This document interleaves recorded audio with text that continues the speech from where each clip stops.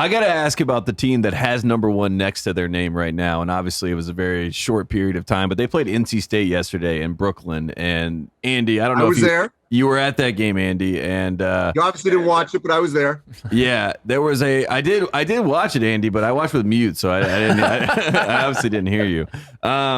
But I did see some of the worst inbound plays at the end of this game that I think have ever happened in college basketball history, and it got me worried about Purdue. Are you worried about Purdue at this point, or are you still waiting to hit the panic button? Because luckily they go to overtime. Luckily they get things together. Stefanovic kind of comes to life a little bit. But when you look at Purdue, are you worried in any sense? Because I'm getting to that point, especially after this NC State game. Yes, and I'll tell you why. And I say worried in the sense of them winning the championship. Yes, that's what I'm asking. That's what I'm asking. Yeah, so I just want to put that in context. Yes. Because I think they'll have a great year, but can they win the title? My concern for them is strictly on how they handle pressure, because I saw it against Iowa. I did sideline for that game as well, and in that game, Iowa's pressure without Keegan Murray. Okay, really bothered Purdue, and that allowed Iowa to get back in that game where it was down to 1 possession at one point at Mackey. And that pressure, again, by NC State really bothered Purdue, regardless of the poor inbounds play. I mean, that had nothing to do with the pressure. But so their guard play late is an issue.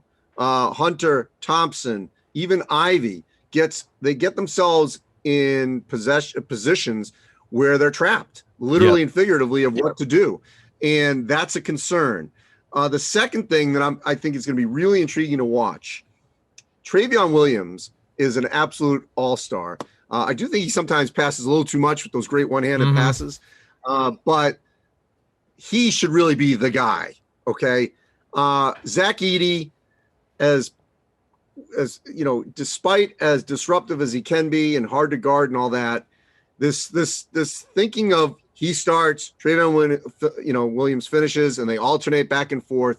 I think what we saw Sunday against NC State is it's not close right now. Travion Williams is here, and I think Zach Edey is here. And I think it's going to get to the point where Travion Williams is going to be the starter, and when he needs a breather, then Zach Edey comes in.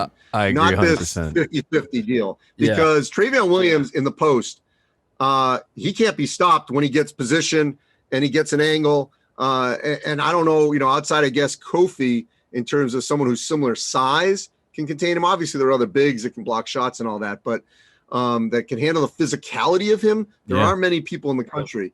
And that, I think, is going to be really intriguing. At what point does Matt Painter decide, you know what, this sounded, nice and all that, but I got to go with the best player and play him the most minutes and start him and finish him. This is why I love college basketball more than the NBA, is because if the Purdue was an NBA team, they would just trade Zach Edey for draft picks or something. For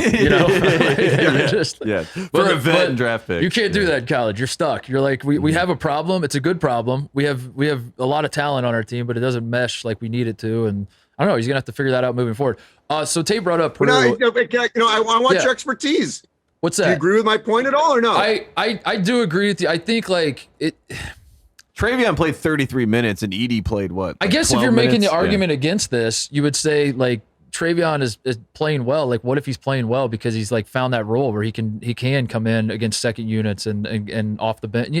I'm not saying he's not talented. He's obviously all American good, but maybe that's a good spot to have him where you bring him in off the bench like this. It's working. Maybe if it's a situation where it's working for him right now, don't touch anything and let it roll. But it didn't work Sunday because they got off to such a poor start. Well, they get so down. Yeah, it's like they get behind the 8 ball and then he has to come in and save them. So it's kind of like a catch-22. Here's what I know.